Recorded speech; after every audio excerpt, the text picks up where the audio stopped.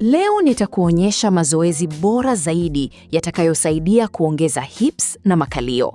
Kama unabeba uzito wako mwingi kwenye nyonga, mapaja na makalio yako, na umejaribu kula kidogo, mazoezi ya kuchuchumaa, squats na mazoezi ya moyo, cardio, na hakuna kinachofanya kazi, video hii itakusaidia. Lakini unapaswa kujua jambo moja: miili ya wanawake iliundwa kuweka mafuta zaidi katika sehemu ya chini ya miili yao, karibu na nyonga, makalio na mapaja yao. Hii ni mbinu ya kujihami inayohusiana na kubeba watoto. Inatoa nishati kwa mtoto na mambo mengine pia. Kama vile kuna aina fulani ya asidi ya mafuta ya omega 3 ambayo imejikita sana katika eneo la nyonga. Kwa hivyo, kile kinachoendelea kuhusu kukosa umbo zuri au selulaiti sio tu suala la mafuta pekee. Ni mchanganyiko wa mafuta, lakini pia kuna kitu kinachoitwa atrophy, kusinyaa kwa misuli. Lakini ni kusinyaa kwa tishu unganishi zinazoitwa fascia, ambayo ni kama vazi linaloipa mwili wa mwanamke umbo lake. Fascia hii ina tishu zinazoweza kusinyaa. Ina uwezo wa kuwa ngumu zaidi ukiitumia. Makala hii imeandaliwa na Dr. Mkina, mtaalamu wa mitishamba. Namba zake ni 0748294113, ambazo pia zinapita chini ya screen ya video hii. Usisahau kubonyeza neno subscribe chini ya video hii na kuwasha alama ya kengele iliyopo pembeni yake. Pia tunazo bidhaa mbalimbali zilizoandaliwa kwa misingi ya kibiolojia. Kwa kweli, selulaiti ni mchanganyiko wa kusinyaa au kupoteza protini kwenye misuli na ndani kabisa ya nyuzi za misuli. Na kwa hivyo jambo kubwa utakaloliona ni ukosefu wa nguvu katika sehemu ya chini ya mwili wako. Kwa hivyo unapaswa kuelewa kuwa sio tu suala la kupunguza uzito, ni suala la kuimarisha misuli. Na ukijaribu kupunguza uzito bila kuimarisha misuli, huenda isifanye kazi, kwa sababu misuli ndiyo injini ya kimetaboliki inayochoma mafuta. Kwa hivyo moja ya mbinu ni kujenga nguvu zaidi ya misuli na kubadilisha hali hiyo ya kusinyaa kwa misuli kwa kuifanya iwe imara zaidi.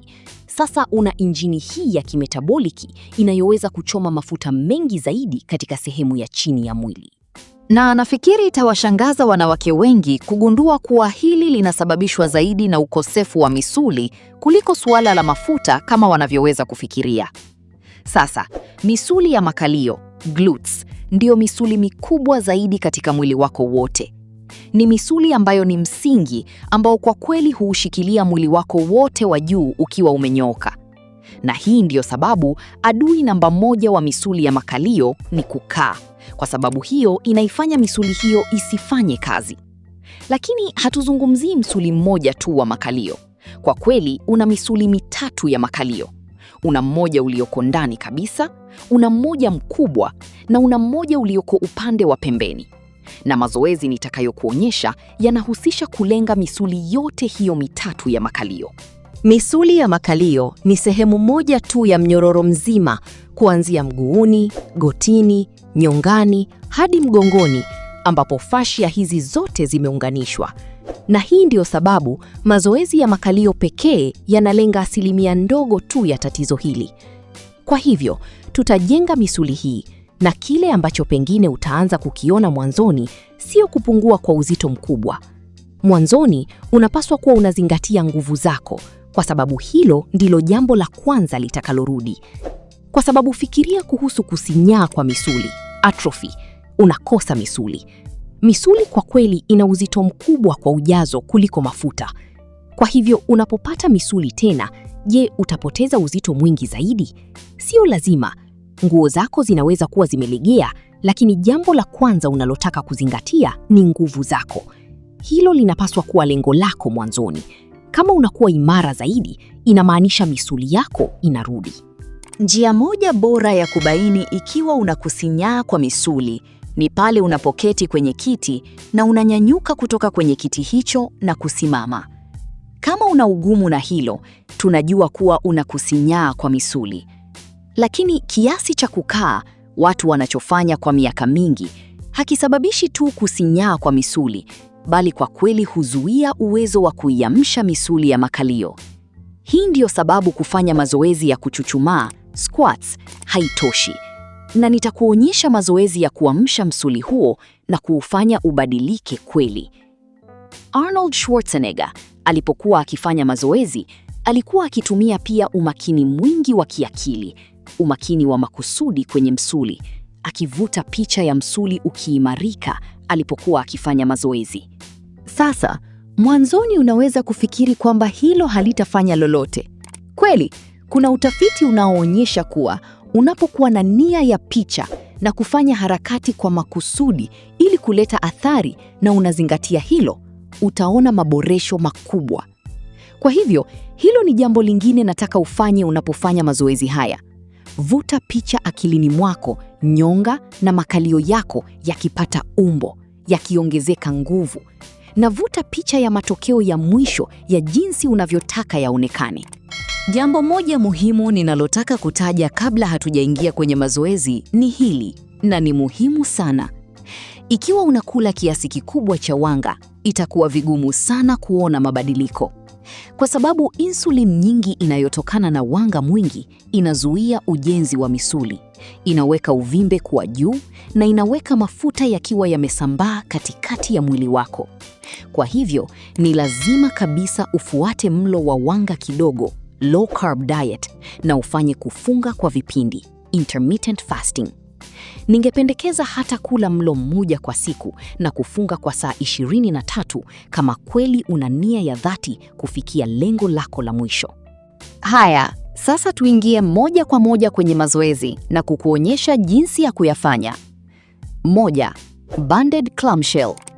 Utachukua kamba ya mpira, band, iliyoko juu kidogo ya magoti yako.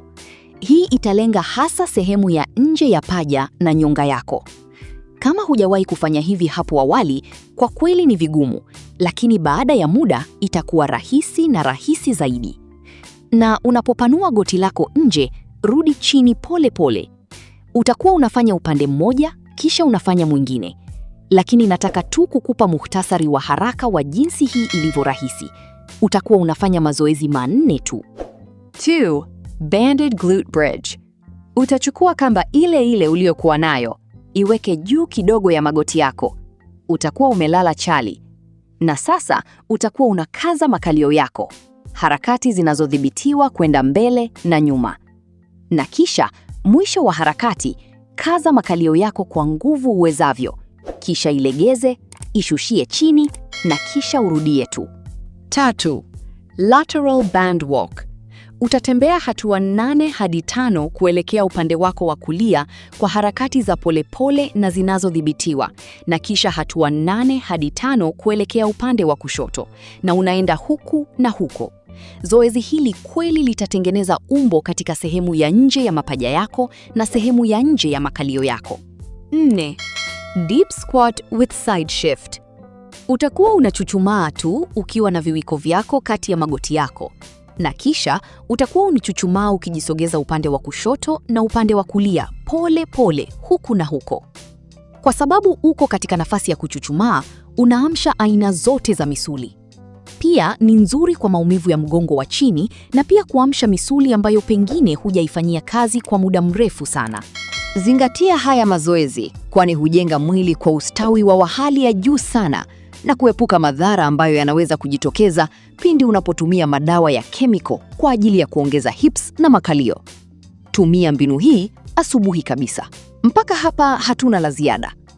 Tafadhali, kama ni mara yako ya kwanza kuona video zetu, na kuomba sana bonyeza neno subscribe chini ya video hii na kuwasha alama ya kengele iliyopo pembeni yake ili uwe wa kwanza kuona video zetu pale tunapo upload. Like pamoja na kushare video hii ili wengine wajifunze. Makala hii imeandaliwa na Dr. Mkina. Namba zake ni 0748294113 ambazo pia zinapita chini ya skrini ya video hii. Kumbuka kuwa Naturemed Supplies inajitahidi kuhakikisha kuwa kila mwanadamu anakuwa na afya njema kutokana na vitu asilia. Asante kwa kutazama video hii mpaka mwisho. Ubarikiwe sana, tukutane tena kwenye video zijazo.